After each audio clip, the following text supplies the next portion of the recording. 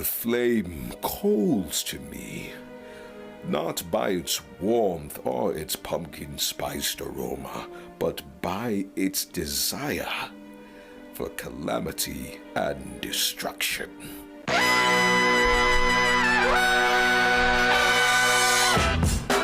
Good morning, sweet world, and welcome to the No Dunks podcast on the Athletic Network. It's Friday, October 28th, 2022. This is The Drop. I'm J.E. Skeets here in the Classic Factory, and alongside me, as always, wearing a baseball cap, Tass Mellis. I am dressed as Rob Lowe, or Rob Pelinka dressed as Rob Lowe, as I've got my Laker gear here. Nice. Next to him, it's the bearded one, my top shot hot boy, Trey Kirby. Ayo. Ayo. And over yonder, making the magic happen here on a Friday, super producer JD. Hello. There he is. Here we are. Shout out to the stream team for joining us live right now on YouTube. Make sure you subscribe, like, comment, and thrive. Go get your No Dunks merch over at nodunks.com. Immaculate items available always, like that that Lakers branded No Dunk shirt that Tass has on there. It's been a while since I've worn it, because the Lakers stink. Oh, ouch. got him. Ouch.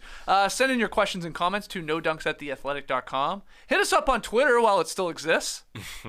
At No Dunks Inc. INC on the end. Yesterday, we recorded a fun new No Buffs episode breaking down the latest episode of Survivor.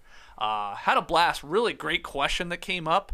Which superhero would dominate the Survivor challenges? And would Doctor Strange be allowed to be on Survivor?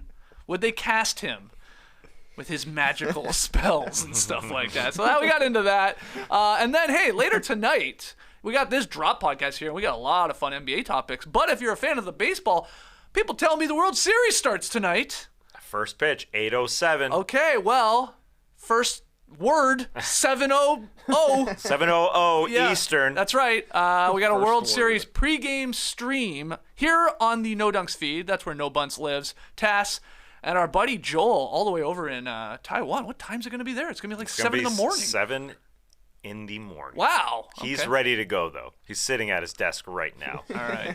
Joel was a big hit when he was here in Atlanta visiting us, and he was on an episode of No Bunts, and he will be joining Tass. And, maybe TK if you're around, maybe if I'm around, we'll jump in there. I don't know. We'll have a photo of Joel's Macho Man mug. Oh, that he broke? Yeah. Okay, good. So join the guys here if you want to get excited for the baseball. A little pregame stream just kicking it here on YouTube. That won't be a podcast. 7 p.m. Eastern. On today's Drop, Tass, you got a new batch of Worst of the Week Some nominees. great ones. Good. We'll unfortunately discuss some injuries to Damian Lillard and Delon Wright there with the Wizards. And we'll wrap things up with some rapid-fire fun. But guys, we're a week plus into this NBA season. On the Drop podcast, we like to do sort of big picture topics. So we thought we'd have some questions 1 week in. All right? Play along in the stream team. Play along if you're listening later. Tweet us at No Dunks Inc. 1 week in, I want to know, who is your MVP frontrunner? And I got to be honest, feels like there's like 5 to 8 guys at the MVP table, but make your case. Oh, yeah. Trey Kirby, you get us started here yeah. today. Who you got MVP 1 week in? I couldn't decide between two men. Okay. I couldn't decide between two men because of last night, basically. So for me, the two leading candidates right now, Giannis Antetokounmpo Sure. and Luka Doncic, I think are the guys. Luka, after last night, I don't know. The Mavericks don't have quite as good of a record as the Bucks, but Luka's averaging 36 points, 9.5 rebounds, and 9 assists. And in that overtime period last night against the Nets, the guy looked like the most valuable player that's ever lived. He was getting double teams, not even making moves to flick his little behind the back pass to a Maxi Kleba for a wide open three. So I said preseason, if Luka averages a 30-point triple-double, he'll probably win MVP. Yep, so I think he's still certainly in the mix. And then Giannis has got to be considered as well. A lot of people think he's the best player in the league, myself included. He's at 36 a game, 13 rebounds, 5 assists, and the Bucks are undefeated. They just haven't had to play a whole bunch, which is nice for Giannis because he just gets to put up 43, 44 like it's no big deal. Yeah. So those are my top two. Two front runners. They're the ones with the menus in hand at the MVP table. Yeah, I agree. Yeah? I agree. But the NBA is in a good place right now. I'm very proud to be wearing this NBA hat right now it looks because good on you. because there are, it's a nice little flex fit. That's the great thing about this hat. It's not stiff around the sides, so it just really caters my noggin. I will say, Giannis Antetokounmpo, he's got obviously the wins, which, as you said, they're still undefeated. And I think what really helps him, besides him, picking his spots like he never has before, being the best that he ever has, really, 68% from the floor on 36 points per game. He's so good at picking his spots. That's the maturity of him. And he defends. But also, he's got his Brook back. The fact that Brook Lopez is standing beside him, blocking shots like crazy, is going to help their defense. He now becomes the second big in the lane. And I think that's just going to help him stay on the floor more, and it's going to help the win total, baby. So he's got so much going for him. Luka's got the narrative of, it's just me. It's just me out here. And you saw what happened on Thursday night. They destroyed the Nets when he was on the floor, but they were a minus 16 when he was off the floor. Yeah. So an absolute perfect narrative. It really is the Nikola Jokic from last year when Michael Porter Jr. and Jamal Murray were hurt. This is very similar with those numbers, as Trey mentioned, 36, 9.5, 9.3 in the assists. So he's close to that triple-double, 2 steals and a block. So shooting 50% from the floor. Yeah, we won't mention the three-point percentage. No. But, they're sitting at 2-2. So the voters still have to be comfortable, most likely, voting for a guy who is 4, 5, 6 seed. Yeah. And so that was the Jokic thing from last year. I think it goes to somebody at the top of the standings, but he's got the narrative. He's got the perfect recipe and the perfect game, and he has come out and been extremely fit, I think, for the first time in his career. The way he's doing this, game in and game out, overtime. Yeah. I mean, it looks like playoff Luka, where you can depend on him every single minute of a game, and I don't think that was the case in October, November, December, through the first 4 years of his career. I was excited to see Luka talking some shit there to some courtside fans. Baseline in Brooklyn last night. Early, he got it going and had a monster game. And yeah, the pass, the Larry Bird-like pass over the head to Kleba that we've seen here now, and he's putting on a show. Those are 2 great frontrunners. I will add some names of what about this guy to the MVP discussion. No doubt. Because you can sit here and make a legit case for like 3 or 4 other guys. Tatum, 32.5 points per game, 8 boards, 3.5 assists, a block and a half. His effective field goal percentage is 63% for crying out loud. So he's there. I feel like the Celtics are like, after obviously a pretty crazy offseason with everything happening with Udoka, they're sort of like not being discussed all that much right now, just going about their business, and he's like a main reason why. Jokic is still there, 22, 11, and 9, shooting 65% from the floor on only 12 field goal attempts. He's not going to win probably MVP again. He ain't going to go, back to back to back, but he's in the mix. Ja Morant. Oh, baby, yeah. 33, 7, and 4, hitting a hilarious 56% from 3 right now. Or he never jumps. The only time he doesn't jump, as we've talked about, he just goes up on his tippy toes and knocks down those 3s. So that's amazing. And then I think, not just because of last night and another monster game, Steph Curry is still there. 31, 6, and 6. He's shooting 46% from 3. And it's a little different than Ja, where Steph Curry attempts 12 3-pointers per game. He's shooting 46%. And we saw this a couple he hit last night against the Heat in the second game there on NBA TV. And then Lillard, the injury sort of sucks. He's there in the mix. And I guess Devin Booker would be my final name. I got 7 or 8 guys here. I know it sounds crazy, but we're only week in. Booker, 32.5 points per game, just like Tatum. 6 assists, and insane efficiency as well. Shooting splits of 53, 48, and 88. What a time to be an NBA fan, man. We got some stars balling out here. And it's wild, like, we're not even including, like, you're like, well, usually you got LeBron in one of these lists, and you got KD in one of these lists, and they're like 9, 10, 11, 12, wherever they are right now. I mean, LeBron's not even there because his team hasn't even win, but crazy. It is crazy. Durant's averaging 33 points a game. What? Yeah. Whatever. There's too much talent out there. There's too much. You see Curry is motivated right now too. It feels like he could very much win. Here, Tyler Hero, you're switching Tyler Hero on me. Hello, let's dance, baby, on that MVP floor.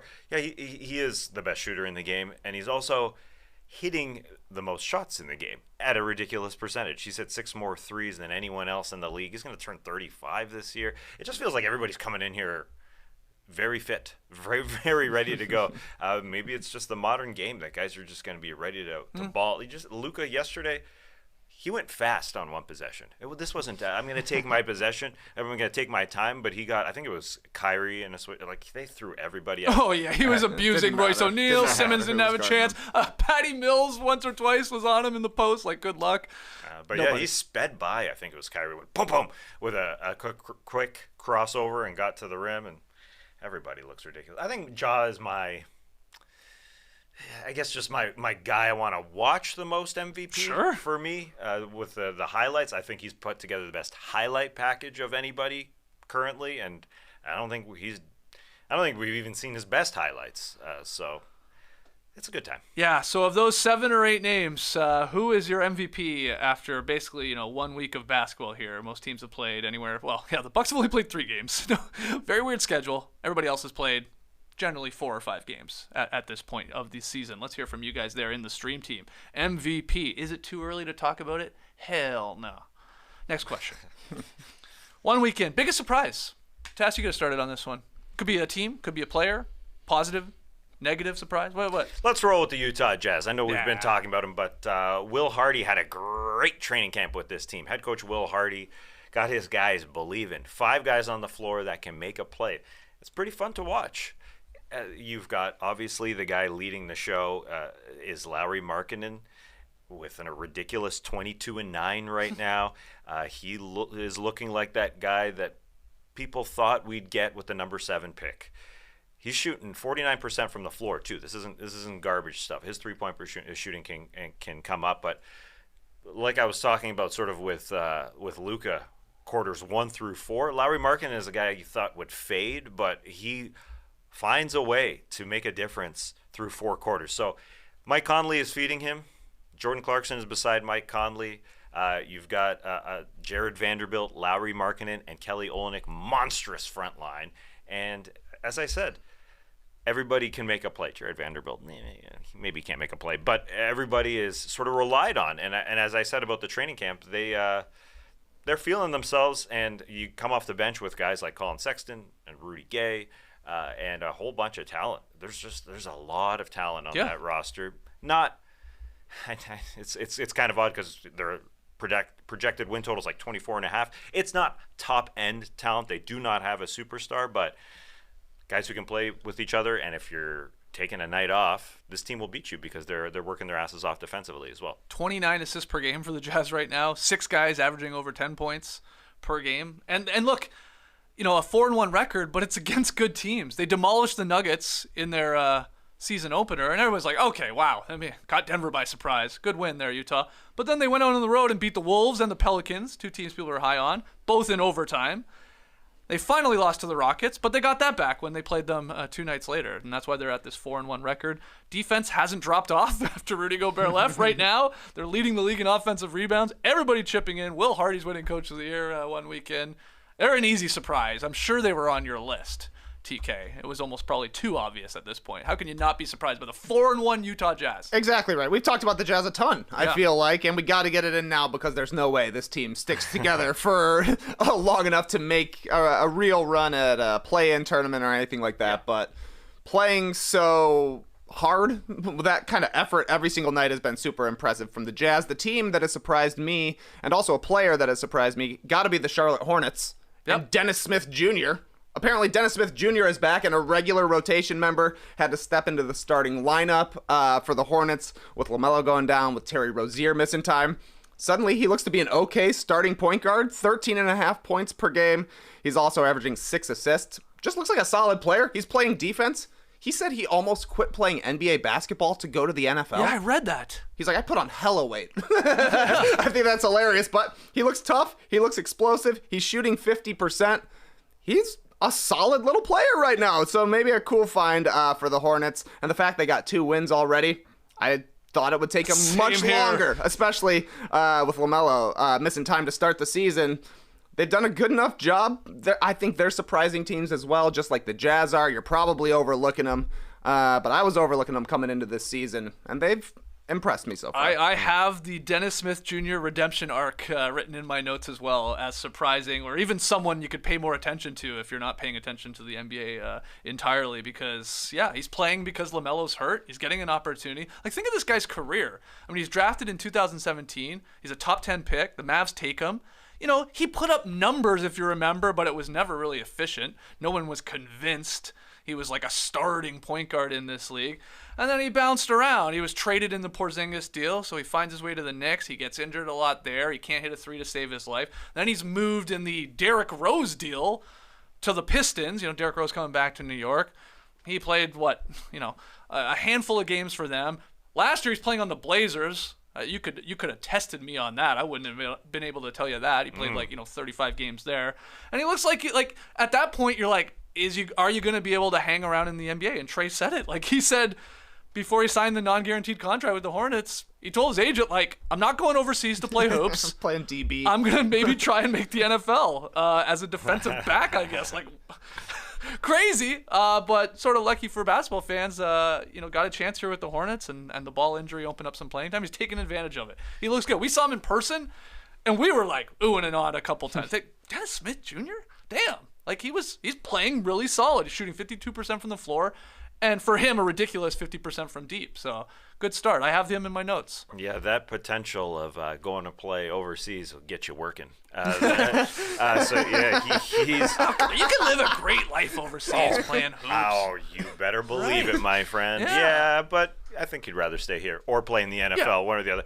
He had the potential to hit a game-winning shot in Madison Square Garden. Steve Clifford called the timeout. He had the ball in his hands, and instead Steve Clifford went to Gordon Hayward, and the P.J. Washington combo that went air ball. We would have known Dennis Smith's name if he hit a game-winning shot in MSG. That revenge. But he's playing the good soldier right now. So, yeah, good for him. Great stuff. I have also least surprising development. The Kings starting 0-4 after all of us were on the Kings bandwagon. Not me. This I is wasn't ridiculous. on it. Now, you were the only person. I'll give you that, fools. Tass. You were the only person that didn't jump on the Kings I couldn't do preseason it. bandwagon. Couldn't do it. Everybody else Smart, did. man.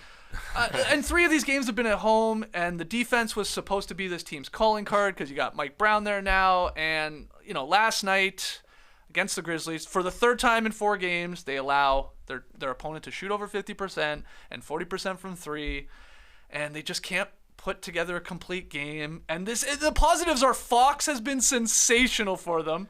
Keegan Murray starting now, his first start, solid, 18-6, and Herter, that is a good deal, I think. I know he's hurt a little bit, but they just can't still stop anybody. So it's expected, but it's still unfortunate. They're 0-4. They've played some decent talent. I get that, but you got to have a win here or two. You got to pull out one of these, and they haven't. So the Kings, not surprising in the least. I feel so dumb. I know. You got to talk about him in October, though. Yeah. Get it in. Yeah. Get it in. Talk about him again come March and April. When we're like, oh, Kings are really surprising people the second half of the season. Yeah, here. right. Can you We'll believe do it. We'll do they it. might make a run at the play-in tournament. They're going to finish 11th. Okay. They have given us that Mike Brown video of him chugging it up the floor. Yeah. That sprint. That's the best thing that they've given us. The schedule has been tough. I know they have, but So- again, if you're going to be even a half decent team, you got to come out with a W in one of these. And they just can't put together 4 quarters. I'm telling you, I've watched a lot of them. There are great starts. There are great sections of a game where they look like, okay, this is a legit team, and can't string it all together, man. Yeah, it's There's not too gonna many be- runs they give up. There's like these 12 runs happening. You're like, oh, damn it. And the Miami Heat just got plowed by the Golden State Warriors. They get the Miami Heat next on Saturday. Could easily be 0-5. And they go for the 4-game road trip on the East Coast. You know what? They need to get out of Sacramento. They can't win there. Get out on the road. Oh, well. Hopefully they turn it around here. They go Charlotte. That could be a win. But then the Miami, Orlando, vaunted Florida. That's never good. And then you get the Warriors, actually. They go 3 East. So that's not easy. Okay. Next question. Who deserves more attention? And I was going to go with Dennis Smith Jr. here, but who else? A little love for Santi Aldama. What a name. Santiago Aldama. That's a damn good name. Yeah. I don't know if I like. Good name. Yeah. I don't know if I like Santi Aldama or Santiago Aldama. It's his full Both are name. good. Both are good. He's just come in and filled in the Jaren Jackson Jr. role very well. Yeah. Now, he's not overwhelmingly amazing. His numbers are not great, but there was worries that what are the Grizzlies going to do? Well, you insert him, and he's playing 30 minutes per game. So it's more an innings eater, I would say, but he's shown talent from the three-point arc in. He can put the ball in the hoop and a block and a half per game, which is all you're asking of him. He's a second-year player. He was a number 30 pick last year out of Loyola, and he's competent. It's another one of those situations with the Grizzlies.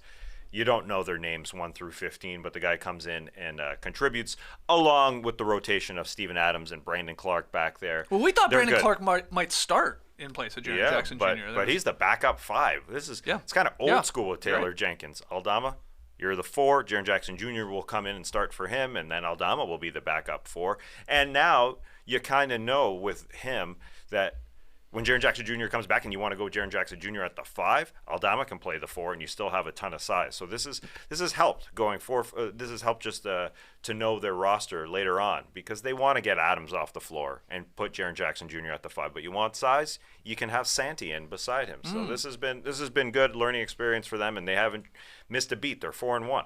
This is a fun question for the basketball sickos. Dennis Smith Jr., Aldama. Who do you have? You want me to just say some good names? Do Some it. guys who are doing good this season. Tyrese Halliburton. 23 points, 10 assists a game, 50, 40, 90 from the field. I don't think his name has been said on this podcast since we started the season. Yeah, when we probably talk not. Pacers, we're talking Mathurin, basically only, because we're like, well, yeah, Halliburton's putting up stats. They got a cool backcourt, 0 and 0. We've talked way more about the ball boy / man Definitely. for the Pacers hurting Yeah. Miles Turner than him. Yeah, that's good. But it's a good for the Pacers to see Halliburton taking on this much responsibility and looking like a number 1 guy, Yeah. because his style of play maybe would lend itself to being a support player or a really great second banana, but it looks like he could be the number 1 guy. Michael Porter Jr. also having a great season, 18 points per game, 50% from the 3-point line, 8th in makes. He's only being bested, in my book, by Bojan Bogdanovic. 23 points per game, 3rd in three-pointers made, 51% from 3. Honestly, probably doing a little bit too much for the Detroit Pistons. He should not be their best player, but he probably has been to start the season. Somebody's got to trade for that guy. Yeah, exactly. He's on showcase right now, I do believe. Or he just hangs around. It's not like he's really causing them to win games, but That's true. getting buckets at the very least. Bol. Talked about him a little tiny bit. 10 points, 6 rebounds, 63%. Able to stay on the floor for 17 minutes a game. That's huge for the Magic. He's maybe better than Mo Meatball Bamba. Tough to call. The battle for the meatball. Bol versus Mo Bamba. Whoever plays more minutes this season gets to be the meatball of the Magic. I like that. And final They guy. get a little bowl as an award. Yeah, like a golden meatball. We'll send it to him. Yep. Okay. Clip that. We'll send it. And then Ayo Dosunmu. He's having a great season for the Bulls. 13, 5, and 4, 51 from the field, 45% from 3 on 4 attempts. Basically giving Chicago what they're missing with Lonzo. He doesn't shoot the ball as much, but he's playing with pace. He's playing defense, and he's stepped into the starting lineup as point guard.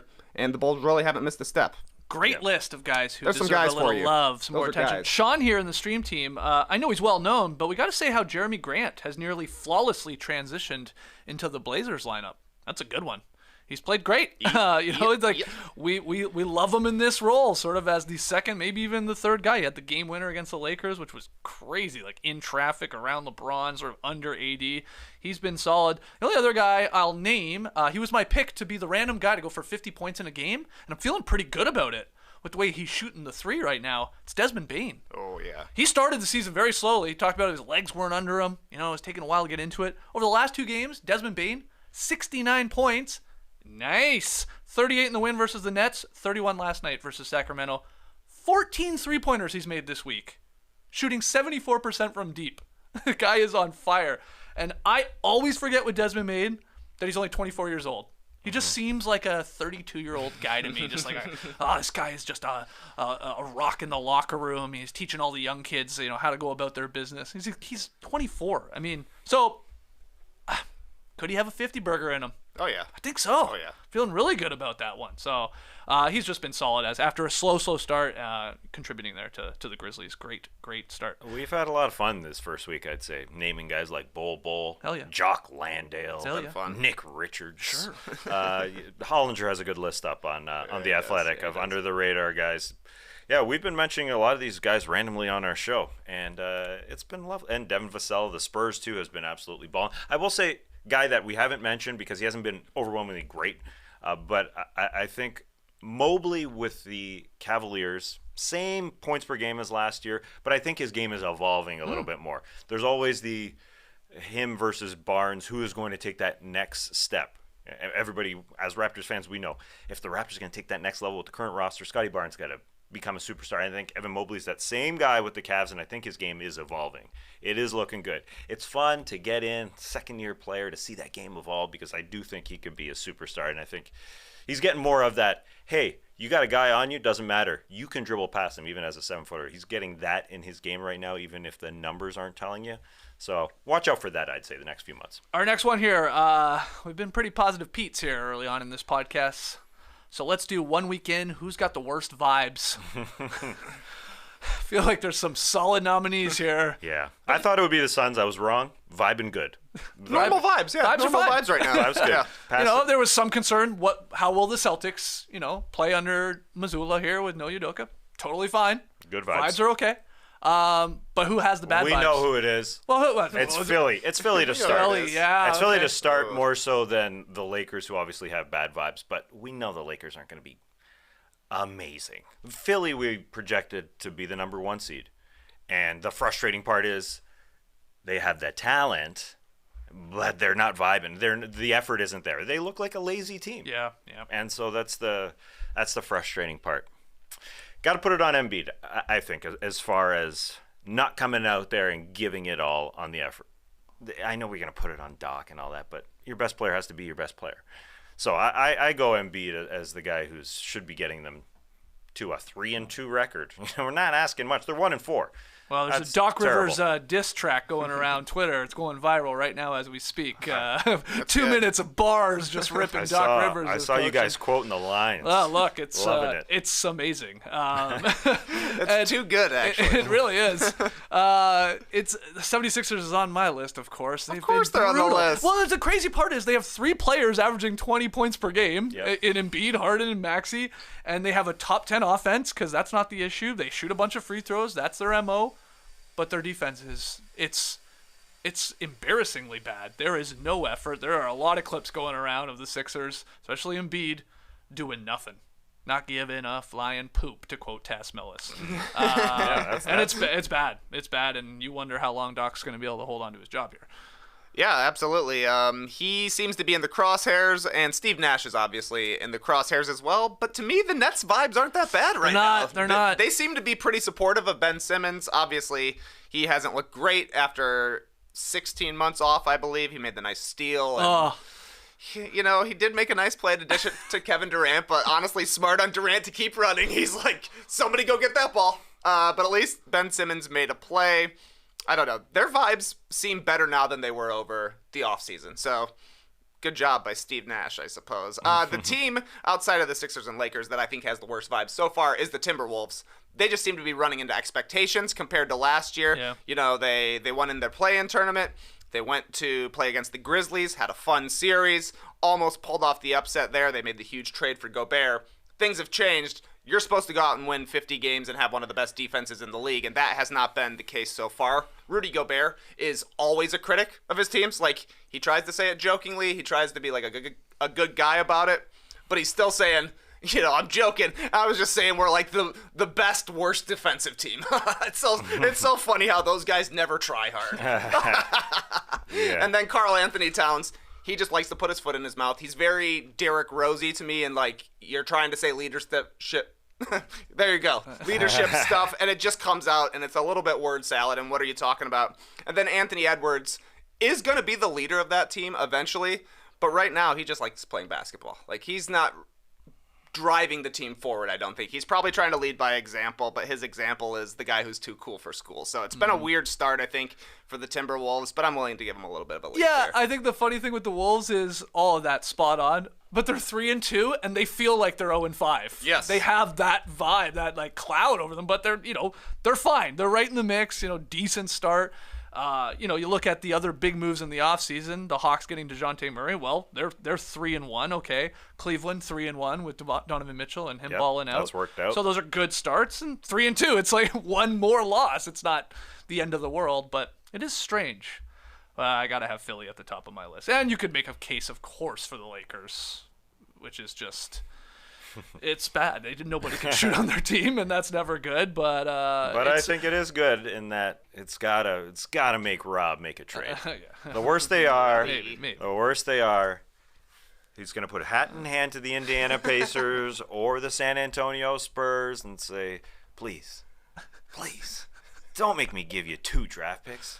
Just one. Oh, guess what? Your team's garbage, and you've got LeBron still playing at an elite level and AD healthy. We're going to ask for everything, and you're going to give it to us. So final one here. 1 weekend favorite highlight. What do you got? What's been your favorite play of 8 or 9 nights of basketball? Well, I don't have a single play. Okay, what do you got? I've got 6 plays. You got a moment. 6 plays, 1 man. Yeah, that's right. Anthony Simons going off for 22 points in 6 minutes in the third quarter of a game. This week, I guess it's like the best on-fire moment we've had so far where Lillard is just trying to get the ball back to Simons every time he can. Simons is hitting progressively harder and harder 3-point shots to the point where he's hitting a Steph Curry. 2 guys are on me, lunging, I'm falling over, and it's still money. Obviously, his teammates are going crazy on the bench, and it was just so cool to see Damian Lillard, a guy who's known to get super, super hot, realize that Simons is going off, and we're running every play we possibly can for him. He made his first 6. Did miss his 7th one, which is too bad, but still 22 points in 6 minutes. That's good. Oh, my goodness. You got the NBA Jam treatment from guy Jerome here on one of our shorts or one of our clips that we put up. That's a great one. What about you? You got a man catching fire, or do you got a play? Yeah, I think I'm just going to go with our shorts feed, our YouTube shorts feed overall. That's your favorite highlight? Best highlights for me. Listen, good. I can't pick anything outside of John Morant.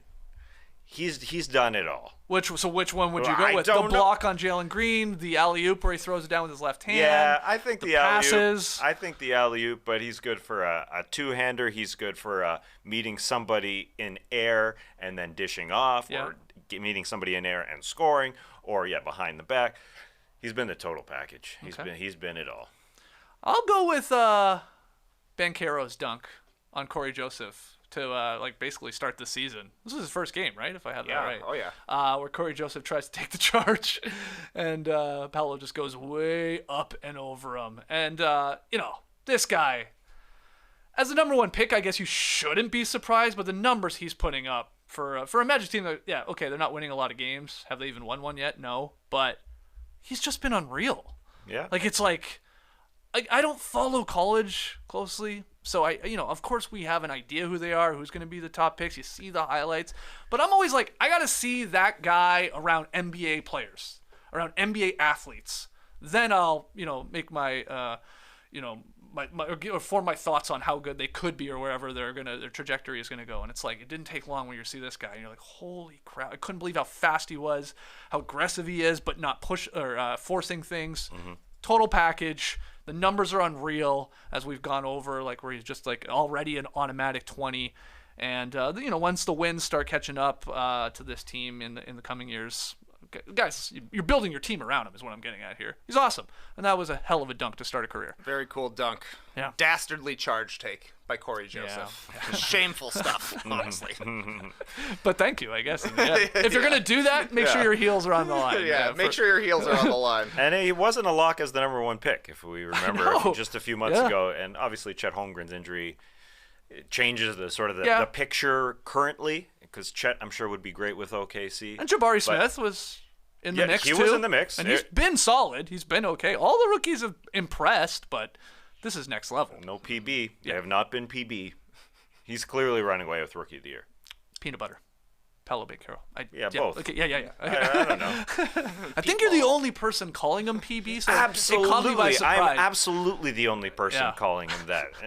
But I just look at Trey's Patagonia fleece, and it's a light PB. On camera, it doesn't even look like peanut butter. I mean, it's the color of oatmeal. Yeah, okay, whatever.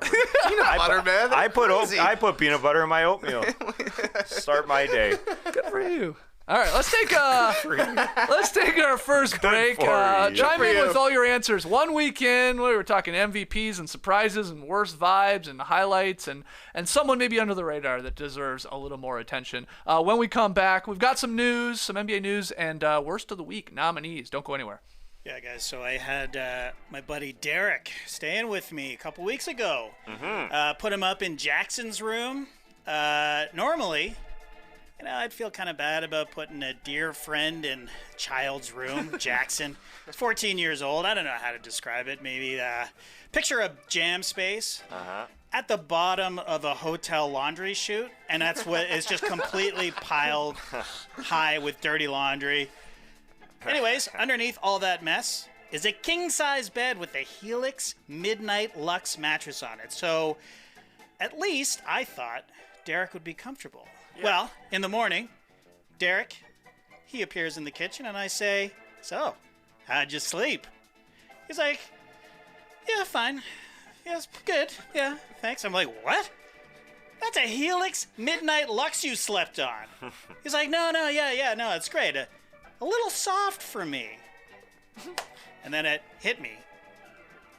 That mattress is for me. I took the Helix sleep quiz, so it's perfect for me, but not for him. He likes it a little firm. He likes it harder. Stiff, if you will.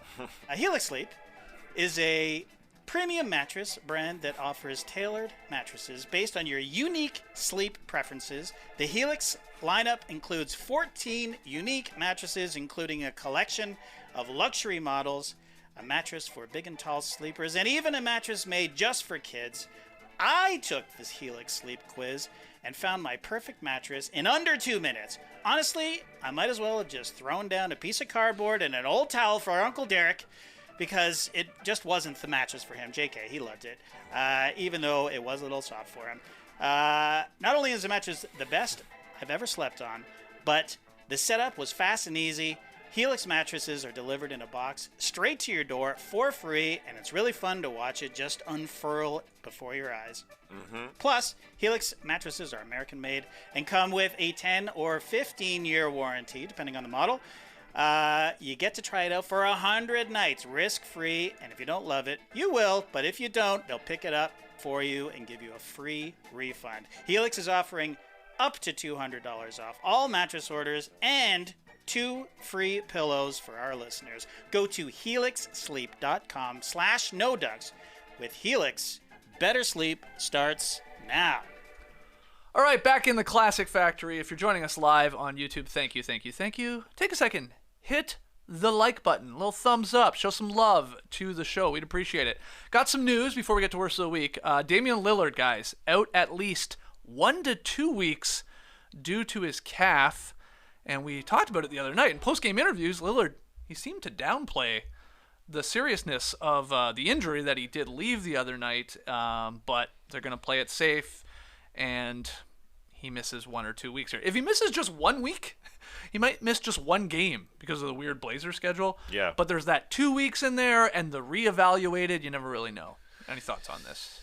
Well, yeah, they don't play until Wednesday after tonight, which Yeah. he was going to sit out no matter Right, what. right. But he did wake up on the game day with a little bit of calf tightness, as Jason Quick wrote about on The Athletic. He jumped in the ice bath and tried to lock it up, but he did go and play that night and did come out and said he would have gone back in if it was a playoff game. So, you can do a little hindsight. Maybe he shouldn't have played. But fact is, he didn't play at the end of the game. Could have been a lot worse, it sure seems like. And the schedule is quite kind to the Blazers here. Yeah. So, But this is a little damper on an awesome start to the Blazers season. Small little damper. Yeah. Especially because if he woke up with soreness and then thought he could play through it, tried to play through it, and got actually hurt, not a great start to the beginning of the season since you got another 77 games coming up. The schedule is nice right now. They got Friday and Wednesday, like you guys are saying. But if he misses more, the Blazers are then going on a 5-game road trip. Would they hold him out of an entire road trip? They would need him for these games. Suns, Heat, Hornets, okay, Pelicans, and Mavericks. Wow. Some really solid teams all on the road. You obviously want Damian Lillard there, so hopefully it's a little precautionary measure here, and hopefully he's able to come back for the road trip would kind of be my goal if I was Lillard and the Blazers. But if it lingers, or if this is the kind of thing that's going to be recurring throughout the year, that's a problem. Yeah, and we said it there when we were talking about MVPs, 1 week in. He had pulled up a seat. He was a part of that conversation at the MVP table. 31 points per game, 5 boards, 5 assists in 35 minutes per game, and then the shooting percentages, basically 50% from the field and basically 40% from 3. And if you remember, those are averages well above last year's averages for Damian Lillard, prior to him finally shutting it down. So, and getting guys involved. That's been my favorite. At the end of the games, 100%. He said, Anthony Simons, yes, sir. Hit him with that hook shot, little floater, little something. And Jeremy Grant, and it's all you as well. So that's what I like about it. It's a team effort going on right there. Hey, come on, Blazers, just keep playing a little defense, and you'll give yourself a chance. And they got the Rockets on Friday, right? And so that's, should. No gimmies. There's no gimmies in this league. Absolutely not. Other injury news. This one sucks. Wizards backup point guard Delon Wright will be sidelined indefinitely with a grade 2 right hamstring strain. Woj was throwing, I think, 6 to 8 weeks on it. He's going to be reevaluated in a couple weeks. That's where we're getting at, but he's going to miss some time here. This was a guy the Wizards signed to a 2-year, $16 million contract during the offseason, hoping that he would improve the perimeter defense, and my God, was he ever. I just talked about him the other day, where he had came in and sort of changed that game for the Wizards. He's not lighting up the box score, but steals and a block and deflections and making life difficult for any of the opponents, the perimeter opponents. So this sucks. You're hoping for a relatively fast and full recovery here, but I know it's a backup point guard, but they will miss him. He was playing a really, really solid 20 to 25 minutes for the Wizards early in the season. It's horrendous, actually, for this Wizards team. It's just bad. It's a bad fit. Beside Bradley Beal, they got a lot stronger this offseason with the point guard position. They're starting Howell Neto beside Bradley Beal, and now with the depth of Monte Morris and then Delon Wright, and you have the option of going 3 guards at times, or going with a really great defender beside Bradley Beal at times. Yeah, this is bad for them because they can mix and match. Avdi in the starting lineup? Are we going with a less great defender and Rui Hachimura? Yeah, it changes things. Yeah. This has been a really good start for the Wizards. Any thoughts on Wright here missing? Could be a month or 2. Yeah, it's too bad. They're 5th in defense right now, which this is not the 5th best defensive team in the league, but certainly Delon Wright has been part of that. I think they'll be fine, though. He is their backup point guard. They drafted a guard in Johnny Davis. Did not have a great start, but at least he'll get a taste here. And they still got their starting point guard in Monte Morris. So, yeah, it sucks because he brings the energy and the defense off the bench, but defensive energy early in the season, that's what the Wizards are best at, Yeah. They try hard That's at true. the beginning of the season, so I think they will be able to survive. Get some more Will Barton in your life as well, so Yeah. I assume. And Bradley Beal handles the ball all the time for this team anyway, so they will survive this. Final headline here. I think I saw Trey you tweeting about this, but the NBA app is going to stream all of Victor Wembanyama's games for free over there in France. You're pumped. Yeah, exactly. I'm sure I will watch one Yeah. of these. I ain't gonna watch all of them, but I just think it's very funny that the league is trying to clamp down on tanking while also putting the person that every team is tanking for on the app to watch. Yeah. Yeah, Double dipping. yeah, and Double dipping right there. yeah, Adam. and they're also trying to clamp down on all those illegal streamers, and they're trying to get legal about it. Yeah, they're trying to beat. They knocked down the league pass price to like 50% off. And now they're trying to beat you to the streamers. But I'm a little confused by how many games they play in France. Because on the list on NBA.com, you mentioned they're showing every game. Is every game for this team 4 games? There's 4 games listed, and then No, an it's All-Star game, and then the Leader Cup, whatever the heck Leaders that Cup. is. Yeah. That's I'm not 6 sure. games. See, I thought it was the opposite. When you read sort of the press release, I keep forgetting the team is called Metropolitan 92. And it read like Metropolitans, which I thought ended there, 92 games. I was like, holy crap, they played 92 games. But yeah. They're showing the Mets? Yeah. I'm confused how many games they played. But yeah, it's... They got a lot of games. It says full streaming schedule will be updated at a later date. So they're just going to tack them on here. Okay. Especially if they're getting visibility here Yeah. overseas. These will probably do pretty good numbers, I would think. I mean, It'll be people are weird. It'll be intrigued. weird if there's people watching this more than watching NBA games, which I think is possible. I wonder what the timing is with these games. Yeah, we'll see. I'm sure. Okay, these are mostly during the afternoon, 2 p.m., 3 p.m. Eastern. Yeah, because of the time difference. There you go. Little afternoon basketball. You guys want to live stream them? We should probably do at least one. That'd be fun. Yeah. Okay. See who they play. See if there's any other good a prospects great idea. on non-tear. Fire up the stream and just watch a game together. Watch Wembanyama. Limoges. Let's just learn everything we can about the Metropolitan 92s. They're playing Ballon level 1. Okay. Playing a guy named Nancy. Hey, let us know on the stream team right now. You gonna be watching these? You gonna be firing these up in the NBA app, or you just gonna be waiting for the highlights like a lot of people? Let's roll, baby. I'm going to watch. Okay. Let's get to worst of the week. Ladies and gentlemen, the worst of the week. 4 nominees for worst of the week. You out there watching live on YouTube, you fellas in the studio, or anyone listening after the fact, hit us up. Let us know who is the worst nominee. We've got 4 again. Number 1, the Toronto Raptors Twitter account. Going at them. Yeah. What? Yeah. Because after a game against the Heat, the Raptors posted a video of the fellas working out. Oh, no. No, you never do that. Oh, the fellas. All right, so they're No. getting it on. They're getting it on in the workout room. Yeah. Turn a light on. After the game, they're working out. But they got bullied by Raptor fans because we know the story behind the Phoenix Suns working out after games. Oh, look at Kem Birch's arms, Yeah, though. this is a great video. They got bullied into taking it down because Raptors fans didn't want another Suns situation where they get pounded by 50 at the end of the season. The Suns had a good year. Yeah. So you be the new Suns. Like, who cares? If you, let's say, the Raptors put up these workout videos, again, they were pressured by Raptors fans. They took it down. They had to take it down, and what happened was, JD, we have the photo of, they just tweeted happy question mark. So they took it down, and then they said happy question mark. They got pressured. This cancel cultured is bull. It's out of control. It is absolutely. So everyone, no matter what, if you're an NBA fan and you know this story, a team put up their workout videos, then they fell apart in the playoffs. They lost by 50 at home to the Mavericks eventually. That's the story that you know, the Phoenix Suns story. Yeah. No one's going to remember this Raptors story.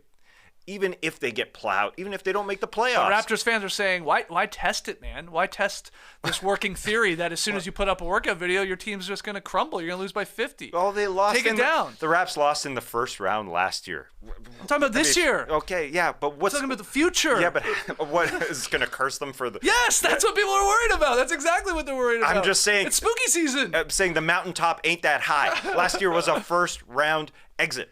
It wasn't. It's not. It's Okay, not hold like- on. The other counter is it's corny AF. Who cares? Guys work out. Yeah, we don't need to see guys them. work out. We don't need to see them. What do you want to see? What do you want your Nothing.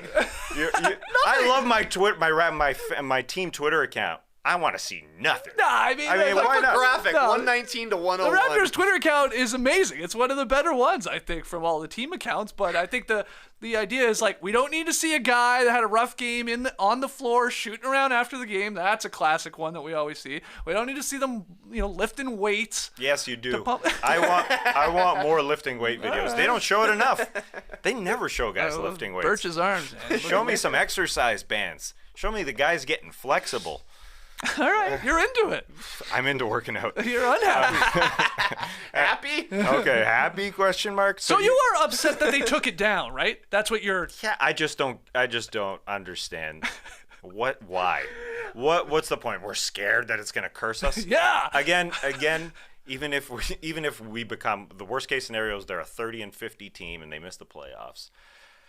Everyone will remember the Suns. Everyone will remember the Suns. They are the ones who did it first. You're good.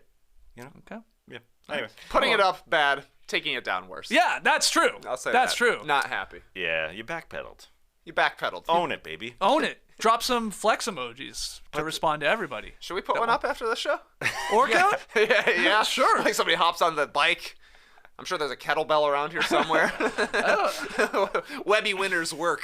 That's what I'll say. Yeah, but I don't know. Oh, yeah. Next show, nothing works. The mic's cut out. Lights fall down. Well, I'm sure that would happen while we work out as well, because there's one of those dumbbells that you just change, adjust, and it becomes like 100 pounds. Yeah, I got that. Those fall apart, don't they? that would fall apart. I don't know. during I a never workout. use mine. I said I got them. I didn't say I use them. All right. That looks intact from where I'm sitting. Anyways, All right. second nominee, Blazers rookie Jabari Young. In his second game, he wore his shorts backwards, as you see if you're watching on YouTube, on the left side of the screen here. Right, we're sort of in the middle there by Mr. Highsmith there. His shorts are backwards. You compare them to all the other Blazers. You see the logo on their shorts. Jabari Walker, is it? Jabari Walker. Yeah. Why did I write Jabari Young? Oh, writer Jabari Young is probably why I wrote Maybe, that. yeah. Well, I had to double check because you said Young. I was like, is that Jabari Young or is it Jabari Walker? Shout out I believe it's Jabari Walker. Shout out to Jabari Young, writer Jabari Young. That's who definitely was on my brain. Jabari Walker, only his second game in the L. Took an L because he wore his shorts backwards. Just a quick one for you. As you see here, running up the floor, you see the NBA logo if you're watching along on YouTube. That's on the wrong side of the shorts. I mean, pretty subtle. Yeah, very, very I had subtle. to dig. I had Yeah. to dig for a few nominees this week. I guess it's like not that uncomfortable if he's playing. Like, And they're short shorts, too. yeah, they Those are. are short shorts. He's a Jabari Young guy. He'll be all right. All right, next nominee here, the TNT play-by-play commentator, Kevin Harlan. The legendary Kevin Harlan, because he jinxed Steph Curry at the free throw line. Now, we're going to play you the clip of Harlan with Reggie Miller and Candace Parker. So you'll hear the jinxing. And when you hear Reggie say, look at Steph, look at Steph, Steph is pointing at Kevin Harlan. He's literally pointing at Kevin Harlan after shooting the free throw because I guess he heard Harlan curse him. Well, here's the clip from TNT. Steph Curry is at the line. He has not missed this year. Kevin. Why? Kevin, why? that's you. So why? He was 22. That is you, I Kevin. am so sorry. He was 22 of 22. I'm not a dealer in superstition. Yep. Look at Steph. Look at it's Steph. not me. Look at Steph. Now called on Klay Thompson. How did Stephen Curry hear you over here? It Kevin was Harlan? down, and then it Sure came out. was. He looked over. He knew what we were saying.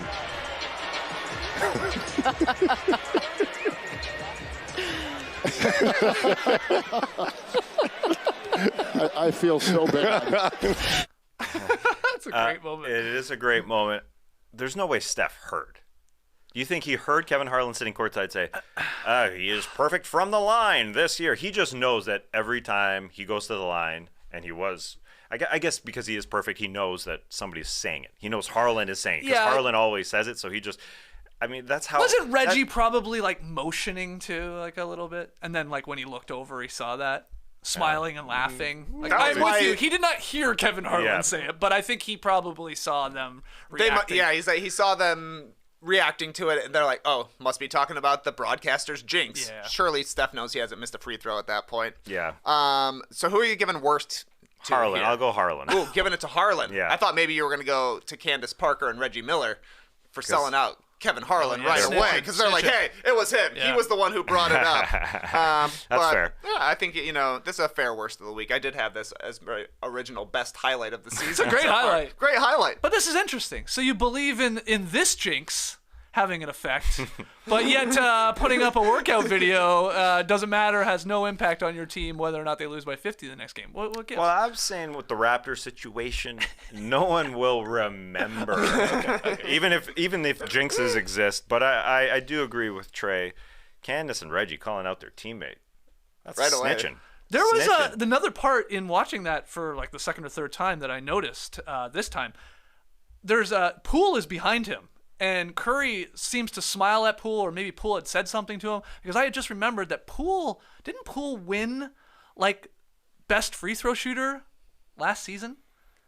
Did he have the And highest took percentage? it from Curry, I Oh, think. you're Yeah. thinking- oh, so they- there's something there. So I was wondering if Poole was like, haha, yeah, sweet, like they must have like an ongoing battle between free throws, Factoids. right? 925 and 923 percentages, Poole and Curry last year. Yeah. So that's something that's motivating Steph this year is to become the best. I free- think so. I think Yeah. so. I think he's just light years ahead, and he just knows the TNT commentators are always talking about his free throws, so he just pointed over. Either way, we got the Toronto Raptors Twitter account. We got Jabari Walker. We've got the TNT crew. And now nominee number 4. The final nominee, we've got another clip for you, actually. This is from the Locked On Warriors podcast. where Cyrus Satsas and Connor Latorno tell you what types of sports shows you should be listening to, why you should be listening to them, and if you're not, you're an idiot. Here's the clip.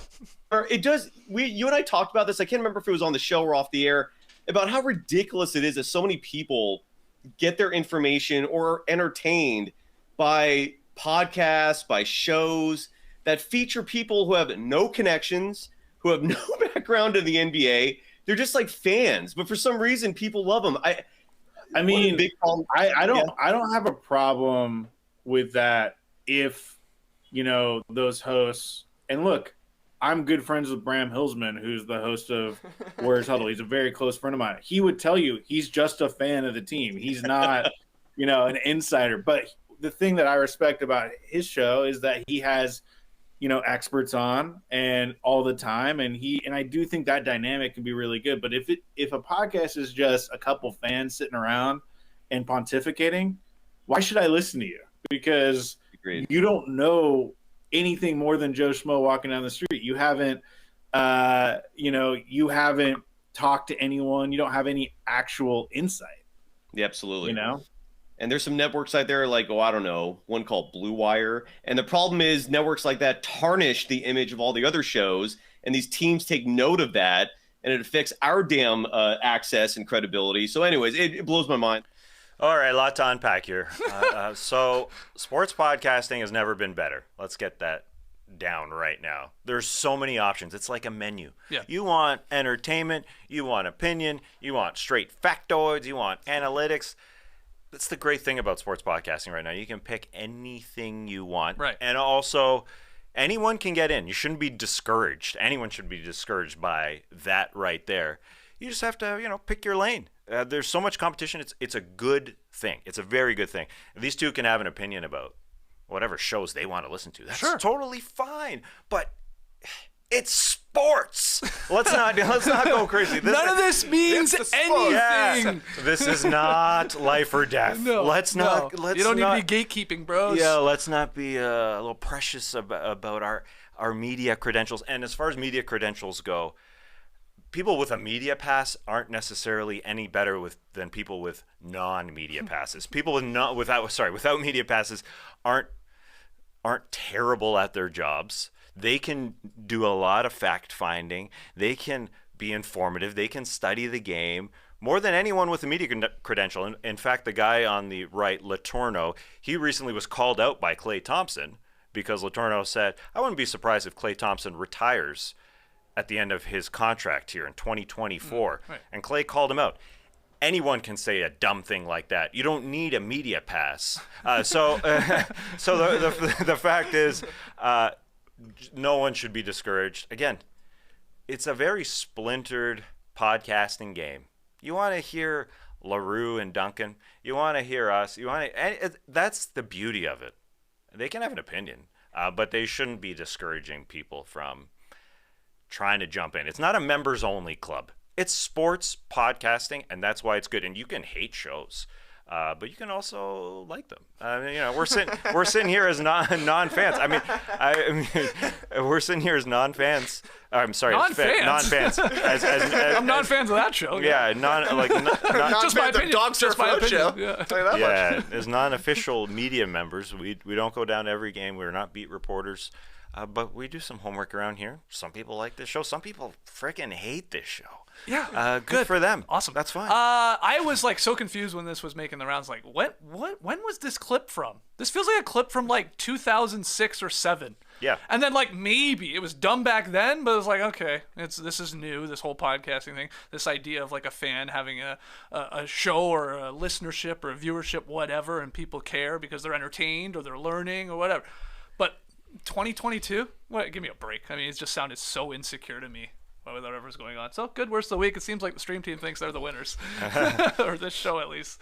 Any thoughts, Trey, to add to this? Trey, go ahead. Sounds like you need to get your downloads up. Yeah. That's what it sounds like to me. Well, unfortunately, they probably this probably did. helps. Yeah. Driving all this traffic. Yeah. Okay, lots of nominees there. Yeah. Let us know there. And the stream team are listening later. Tweet us in. Who is the worst of the week? Man. Man, don't be discouraged. Just don't be discouraged by people like that. You know, you said you reminded me of 2006. There were people in the Raptors PR that said these guys in Toronto want a media pass, or they want that. No, there's no way. They wrote something on their blog once upon a time. What did you write about? You wrote about something that the Raptors PR said. Oh gosh, we can't let that person anyway. It was like a Bosch. No. This was prior. It was earlier. Yeah, that's at the score days. This is J.E. Skeet's blog spot. No, it was the basketballjones.net. It was? .net. Jeez, I forgot we had that one. Free, baby. .net. You get it? Cash. Anyway, I forget the actual story. Yeah, I don't remember, honestly. Yeah, but yeah, that's my point, though. Exactly. Like, back then, okay. Again, I was rolling my eyes at it then. Everybody afraid of this, new media and people. You're so scary. Yeah. But now it's like a joke. I mean, it's just like I couldn't believe this was a take. Anyways, it's great. It's great. The people that aren't part of the game, aren't beat reporters, are coming for our jobs. It's great. It makes us work harder. Oh yeah. Yeah, it's great. All right, let's keep it moving here. Let's go to pick'em results from last night. Dallas, Brooklyn. Dallas favorite by 2.5 on the road in Brooklyn. I took the Nets, and man, I was feeling good for a second. I was like, oh, they might cover this. You should have won. It went to overtime. That should be the line. Oh, thank you. I gotta win. No. Yeah, they get punked because the Mavs on fire from 3 in overtime, and it got to 4 in the end. But you guys won. Task 6-2, really strong start. For somebody that is just a fan of basketball, has no access whatsoever, you're really good at this. I paid for this hat. Games thing, yeah. Did not get it for free. Actually, I did. You're 6-2. Trey and I are 3-5. Sounds like you got NBA connections. So tonight's pick'em, where we go in tasks. What? I'm 2-5. You're 3-5. Oh, nice. I think you are. I think you're right. Yeah, I okay. am. We're tied. Nice. Good for us. What's tonight's game there, Red Hat Man? Red Hat Man says there's a doubleheader on ESPN, but this team that everyone thinks always gets the national TV games because it feels like they do, the New York Knicks, aren't on ESPN, but that's who we're picking. They're going into Milwaukee. Okay. And I was comfortable jumping on the Knicks plus 6.5. Wow. 6 points in Milwaukee. Who the heck knows? Who the heck knows? So the Bucks favor by 6.5 at home to the New York Knicks, baby. Tass taking the Knicks to cover as the dogs on the road, and Trey and I believe the Bucks will stay undefeated and have to win by 7 or more points. Yes. Yep. Nice sked on this evening. Nice sked. Yeah? Yeah. A lot of good games. 76ers Raptors redo. What do you want to say about my you look? look pretty good in a hat, but I would never tell you to wear a hat because you have some of the greatest hair in the NBA media game. Hey, you hear that, Cyrus? Get your hair game up. And maybe you, too, could be a Tass Mellis. Maybe step your background game up as well. These guys were recording from 2008. Man's got an unfinished bridge poster. Okay. Anyway, you got great hairs. You got great hats. You got it all, Tass. Leave some for the rest of us, is what I'm saying. Are you a hat guy or are you a cool hair guy? I left you. You can paint a full bridge and put it behind you if you want. I left that for you. All right. What's wrong with a half-done bridge? There's nothing wrong with the painting of a half-done bridge. Did you have JD bring up that photo so you could? No, man, he was thinking it too. He was like, "This is where these guys record." I didn't even notice it. And guess what, Cyrus? I got a credential for the Hawks, sucker. Oh, he's plugged in. Oh, yeah. I can email a guy at Hawks.com. He gets back to me within hours. Yeah, no problem, Trey. I got you. Let me know if you need a parking pass. Oh. Guess where I park? Under the bridge. In the gulch. Under the bridge. That's completed. Oh, Jesus. That's why he's a professional, man. Did those media passes carry over from last year, or did you have to email? I had to get a new one. They give me one every year that I email. I didn't email this year. Guess what? You can email right now. I bet you have one by the end of the show. You don't need one until November 5th, though. Hawks are on the road. Garen Nairn. See how plugged in this guy is, man? Jesus. Garen Nairn. Max Strauss. Steinberg, they all got me. Naming names of Hawks staffers. People in the front offices. Oh my Guess what? We went to a game with Wendell Holland this weekend. Didn't pay for tickets. That's how big Wendell Holland is. Yeah. Not us. No. That's J.E. Skeets coming through. That's right. Shout out to our guy Kyle. Connected. Yeah. Wendell is a millionaire. He wanted to pay over $100 to go see Hawks versus And we Hornets. said, no way. You're crazy, bro. We're fans, but we're not that big of fans. Yeah. We I'm bought getting hot. I'm literally getting hot in this very hot, peanut too. butter sweatshirt. We're fired up. This is what's going on. Oh, we got to get to tweet of the night. Let's do that. Tweet of the night time. Here we go. Tweet of the night. Wow.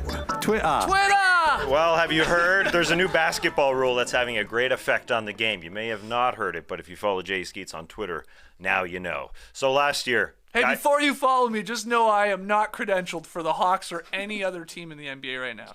But you get free tickets. I know a guy. Okay. So last deal. year in the National Basketball Association, the last couple of years actually in the NBA, guys would get on a fast break, and unfortunately, one guy would foul the ball handler. Even the ball handler passes off, still gonna foul him, and we don't see the athleticism at the rim. It's been unfortunate. That take foul has been negated by a new rule. Things are changing, and the new penalty, for all you who have forgotten, because I kind of forgot because it's not being employed all that often, a take foul, which is what is called when a guy, fouls a guy intentionally when he's on the break, is now one free throw and the ball for the team that is taking that foul. So now, unfortunately, for those take foulers, they got to stop. The athletic teams. Yeah. No. I'm still fired up. You were just going about this a really weird way. Yeah. You're like talking almost backwards somehow. But I got it. I'm following. Okay. But yeah. You're fired Well, up you got to about go. Cyrus? Talk about your tweet. I'm not on tweet of the night? Your tweet of the night. Well, let's show the damn tweet then. Help him out, man. You're burying this guy over here. He's trying to explain it. Just I'm throw waiting the for fucking I'm tweet up. wondering what the setup Yeah, is. the I take don't foul know. rule is working. Again, I want you to know I am not credentialed. I have no real insight or, I'm not plugged in, so you should only take my tweet at face value because I really don't know what I'm talking about. Just a fan. Love the game. This is from The Score, our former workplace, pointing this out. And hell yeah, it's working because look at the percentage of steals leading to transition possessions. It's just exploded because there's less people just wrapping them up, stopping that fast break play. This is a great implementation of this rule. And so far, we're seeing results. There's been you're not wrong, Tass. I can't think of many times I've seen it. How many times has it happened? Take foul this year. I saw James Harden once go for a take foul and then remember he couldn't do a take foul. Yeah, there's a lot of that. Yeah. Not touching. Yeah, but maybe it's smart to do that. I don't want to. So I don't want to encourage it. I don't want to encourage it, but 1 plus the ball is better than 2 points at times. Maybe this rule isn't strong enough. What? 1 plus the ball instead of a guaranteed 2 points or 3 points, and the crowd getting behind you and the momentum. Maybe 1 plus the ball isn't enough. Maybe we'll see the pendulum swing back the other way. Okay. they gotta crunch the numbers, you're saying, and then start wrapping them up anyway. I hope not. Well, yeah, we're seeing it now less, but who knows? At times, you know it's a guaranteed 2 points. So why the heck not? Game is moving a little freer. Yeah. That's always a plus. Oh, yeah, the rules. As fans, we love it. Hell yeah. As fans, we do love it, yeah. The rules, definitely that, and plus the rule that was implemented last year for the out-of-bounds call at the end of the games not to be reviewed at every frickin' turn. That definitely has helped. The speed at the end of the games, which has always been a problem for the NBA for decades. That's definitely improved. The game is just flying at the end, it feels like. It's better. Absolutely better. I could still do with less timeouts overall because, still we get all timeout. They want to draw up their plays. Like that Hornets Knicks game was a good example of that down the stretch. A lot of timeouts. They've saved the timeouts and they're using them. I mean, I'm not going to blame the coaches for doing that, but it's like I wish they only had like that one timeout there at the end. Anyway, it's better. Good stuff from the take foul rule, and go check out that article that I did tweet. It was like sort of like observations from the first week of games, and that was like one of the last ones that the take foul is working. Rapid fire. I forgot what we were doing for a second. Rapid fire fun. Let's end this podcast in style. Trey, you got the questions. We got the answers.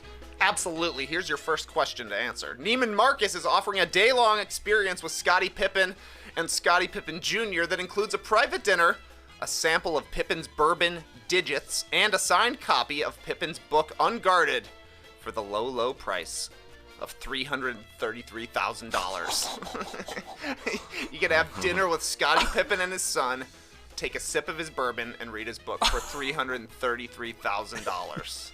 Wow. What kind of day-long experience are you offering to your fans, and how much is it going to cost, Skeets? We're doing the classics, right? We're walking the dog together. We're coming into the Classic Factory to record a podcast. You can sit right here, chime in. Hey, you're a fan just like us. No difference. We're eating some chicken fingers at some point. We'll watch the movie Rad. We might play basketball one-on-one, Lee Ellis style. But yeah, just whatever I get up to in my normal life. We're going to live a normal day. And how much you charging? $50,000. Oh, $50K feels like I'll do it for $50K. And I don't think people will be lining up to do it, but you might get one. Are you going all out one-on-one, or are you letting them win? Wow, 50K. I mean, 50K. No, I'm playing. We're playing. Yeah, you're paying. I mean, you might be really good. You might kick my ass. You might be really bad. I might kick your ass. But we're just gonna play. We're just gonna play. Yes. Practice ahead of time. And come hungry. You're eating chicken fingers. Oh yeah. Sounds good. Chicken fingers on me. On you. Yeah. So you pay the $50,000, and then I'll pick up the bill. All right, Tess. Well, we're going tube cruising on the hooch. I live by the Chattahoochee River, where people sort of string together their floaties. Yeah. They hang out in them. They have some beers, and they put their beers in koozies, of course, because you have to do that down here. You float on the river.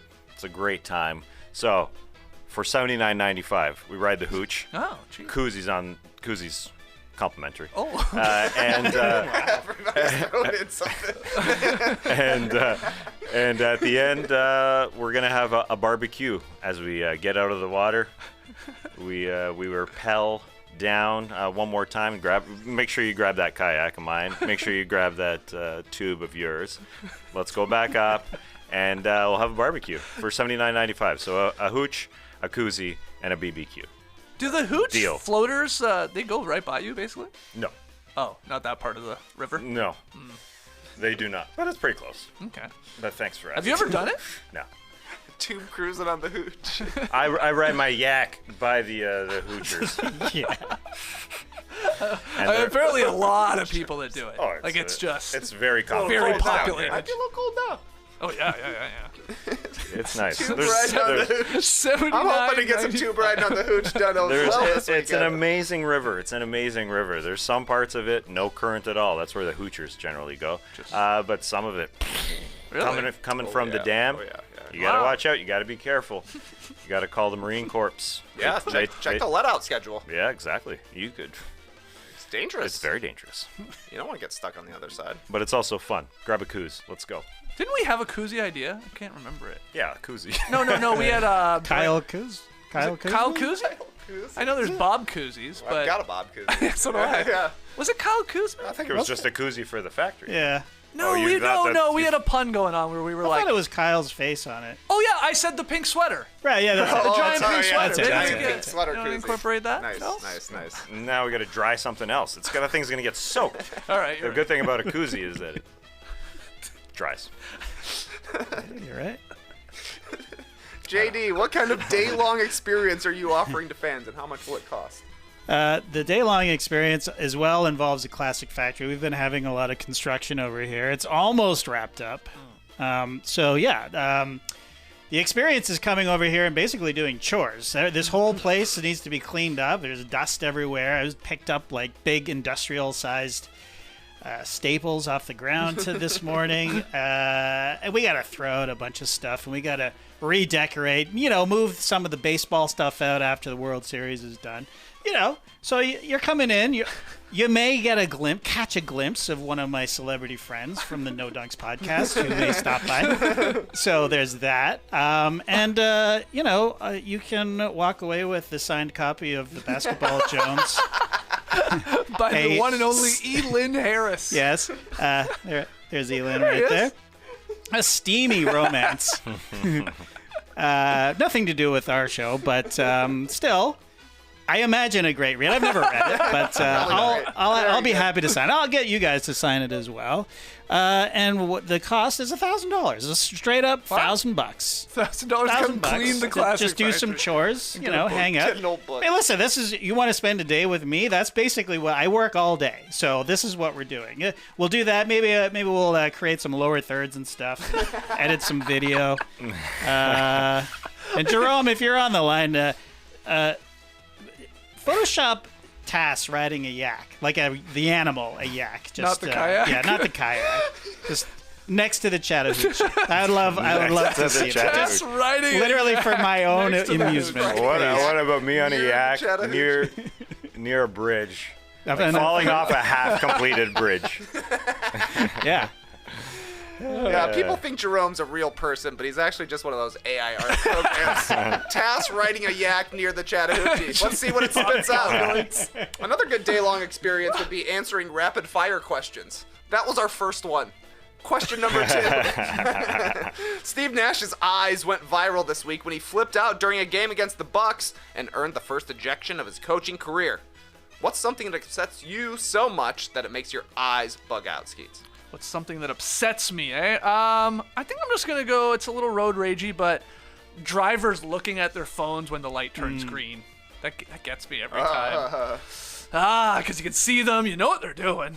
They're just scrolling on their phone, checking out maybe their shorts that we put up. Okay, if they're doing that, that's okay. I'll take back my my honk or my buggy eyes. But it gets me. Come on. And that's the thing. I think that's a part of why the eyes go buggy. It's like, here in Atlanta, I don't want to honk. I don't know what they're packing in front of me, but I'm going to be angry in my own car. Come on, let's go. Are you okay if they go, but they're still looking at their phone? Yeah, sure. Okay. just go. Just some of these lights, there's not a lot of time. We get 3 or 4 cars maybe turning left on this screen. So we got to move right when it turns, right? Yeah. Exactly right. So that pisses me off. What do you think people are usually looking at on their phone? Nothing. Yeah, probably. Nothing. Nothing interesting? Like a text message? Blank screen. Yeah, text. Text. Still a phone. Probably text or an email or just social media. Scrolling social it's media. TikTok, it's Instagram. Yeah, that's all I'm they're with doing. you, man. It's a huge sign of weakness to me. I'm like, you're weak, man. You can't even just stay off your sit phone. there. Yeah. You can't just be in your own thoughts. Turn on the radio. Turn on the radio. What's wrong with you? You never know. When Little you're English Nick. Fleetwood Mac or something going. And you just dream of them in a deprivation tank. How would you like that? Oh, they'd hate it. They'd hate it. They'd go nuts. Cry Me a River by Timberlake was on the radio this morning coming in. Classic. Yeah. I know. I hadn't heard it in so long. Well, holds up. This is turning into one of those. What about this song? What's something that upsets you that makes your eyes want to bug out? Man. My kids asked me to hold things a lot. Like yesterday we were at a very nice event in the evening. I was holding 2 hot chocolates, a soft pretzel, a box of popcorn, a witch hat, a flower necklace, and 2 dirty wipes because I wouldn't let them go. And I got a "Here, Daddy," as my daughter asked me to hold something else. Then my wife asked me to hold some chili cups. That really angered me. I was holding a lot. You go to these. Do you think that could be a part of the Dad Olympics? Yeah. Just straight up holding. How much can you hold? How much can you hold? That's good. Good event. Yep. So you're going to do well. You're getting some practice in. Yep. JD. Got a lot of pockets. JD. Yeah, this is a little bit of a cool story, bro. But and it comes up. It makes my blood boil every time I think of it. Every 6 months when my kids have to go to the dentist. They go to the dentist one time. They're younger, much younger. This is about 4 or 5 years ago, and these kids never floss, like never. And it's a battle. It's a battle just to get them to brush their teeth. Right. But I want them to floss because it's important. I'm a flosser. I floss every day. Every single day I floss. Anyway, so I go. Oh, it sounds like you want some sort of award for that. I do.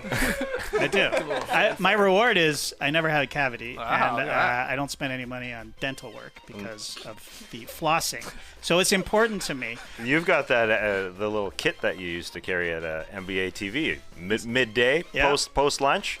Hell yeah, taking care of those teeth. That's right. Yep. It's the only good thing on my body that still works. My teeth. So. That and my sense of smell. Anyway, so I go. So I go to the hygienist. I go, hey, laying it on a little thick. I'm like, she says to me, any concerns? Anything you're worried about? And I'm like, well, I'm not sure they've been flossing. Could you just check and make sure? This is like dropping a massive hint. Like, because she's a dental hygienist, she could say.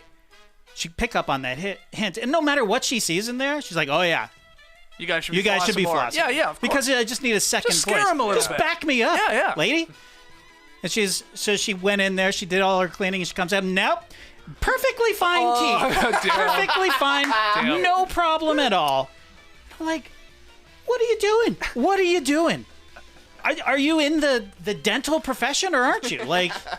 Are you interested in them having good... And listen, half their teeth were not even in their mouth. That's not the point. Like, they were missing teeth because their baby teeth had fallen out, okay. Like, so... Show me your teeth. And Lincoln had big spaces between his teeth. The flossing's not going to do much, but it's a habit. I want to form a habit. So work with me, lady. Come on, lady. Anyways, that's it. Eyes bugging out. That's a good one. And then we keep going back to that dentist. And Rachel, she won't take him anywhere else because it's just around the corner. The dentist is great, but the hygienist just makes me furious. Anyways, final one. Ivica Zubac was the toast of Twitter earlier this week when he chucked up a 73-footer to beat the buzzer in a game against the Thunder. The only problem is there were 8.7 seconds left on the clock, not 0.7 seconds left, so just a bit early for a full court heave. Fellas, when is the time you did something prematurely, Skeets? Well, you guys know, I've said this on the podcast before, I like to have a little like to-do list. I have the app, right? Yep. Any.do, I believe it's called. People always ask me when I bring this up, like, what do you use? I use any.do. And anyway, I like it. It's got a very cute sound effect when you do your text. When you if you shake the phone, it's like, and you've checked it. Yeah, it's like woohoo. It's like Mario like. But so I love this. It's just like it helps me obviously accomplish things, and I like to see a bunch in the morning and then cross them off and take care of them. Well, one of them I have in my phone. I'm getting to my point here. One of them I have in my phone is take the garbage out on Tuesday. Is it Monday or Tuesday? I gotta check my phone. This is why I have it. Okay, anyway, let's just say it's Tuesday. And so I have that, and because I have it, I'm like, I just want to get it done right away because I hate seeing things that are still to do. So I will sometimes take my garbage out at 8 or 9 in the morning before I come in here for the next day. Yeah. Now, you're not supposed to do this. So I am prematurely taking my garbage bins out just to make myself feel better to cross it off my list. I checked it. I believe you're not supposed to have those out there prior to 3 p.m.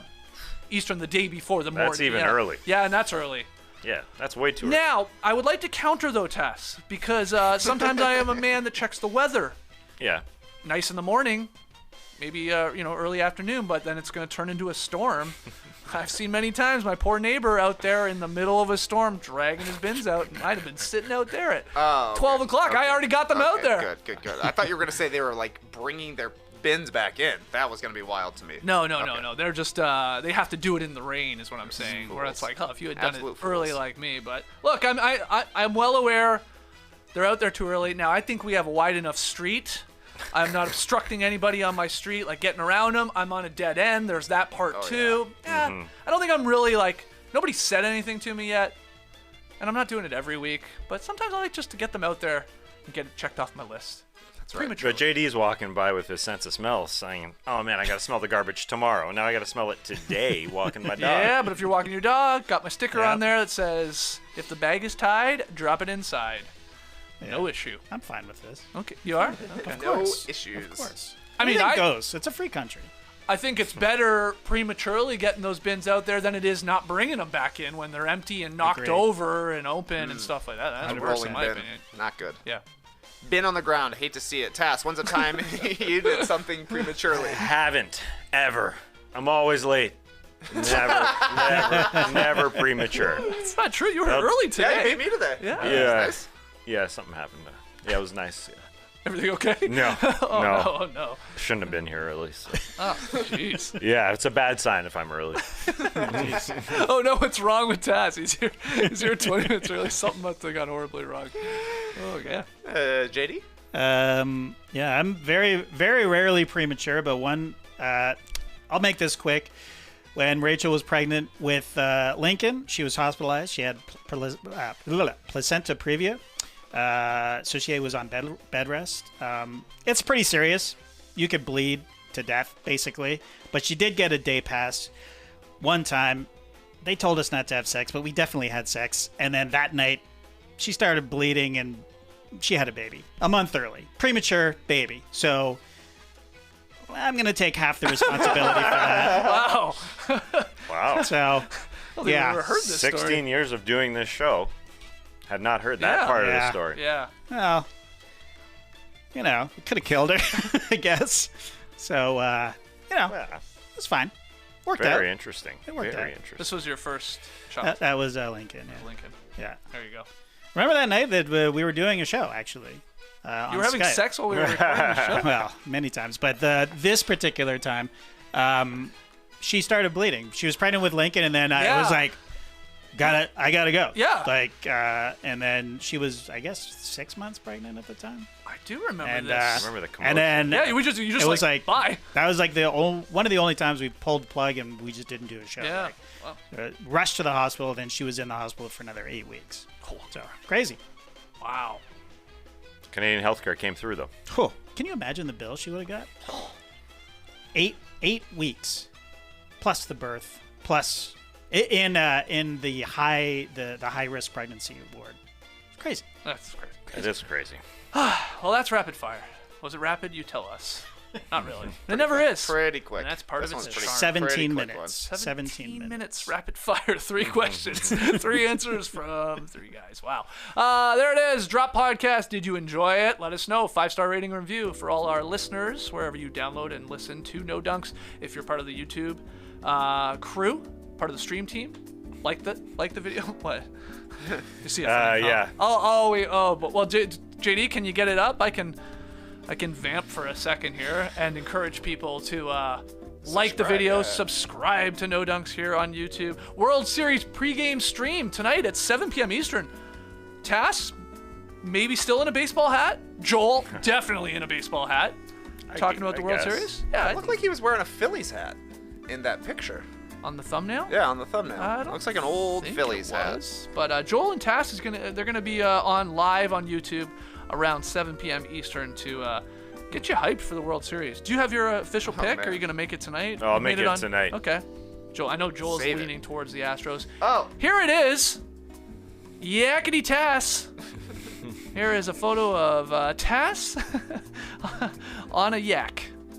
Oh, this is not. Oh, this is Coyote Jester. Oh, quick with the Photoshop work. Yeah, I have a photo on my Instagram page, Coyote Jester. If you want to grab that, I'm holding a kayak. That would be good. If you photoshopped me with the yak on the yak. Just hang around here. And this is who's this? This one's Jerome. This is Jerome. This is Jerome. Oh, That's a good yak, stuff, Jerome. is it? That just straight looks like a cow to me. But I believe him. I believe the Google search was. Yeah, it's hard to tell. What's a buffalo? What's a bison? It's I don't know the specifics. I don't know that much about it yet. That looks like your body, right? To me. Yeah. This is a real photo. Maybe. It's hard to tell. And that's the hooch in the back.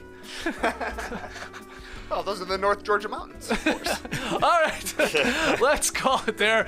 Join us for the No Buns fun, like I said, at 7 p.m. Eastern here on YouTube. Guys, we will see you on Monday. Winners and losers of the NBA weekend. Tweet in yours all weekend long at No Dunks Inc. Guys, have a great weekend. Everybody take care. Until next time, Clipper Bros. You heard it here first. Have a great time. Turn up. Love you guys. Awesome. Thanks for joining us. And remember, the 76ers are lucky the Phillies are in the World Series.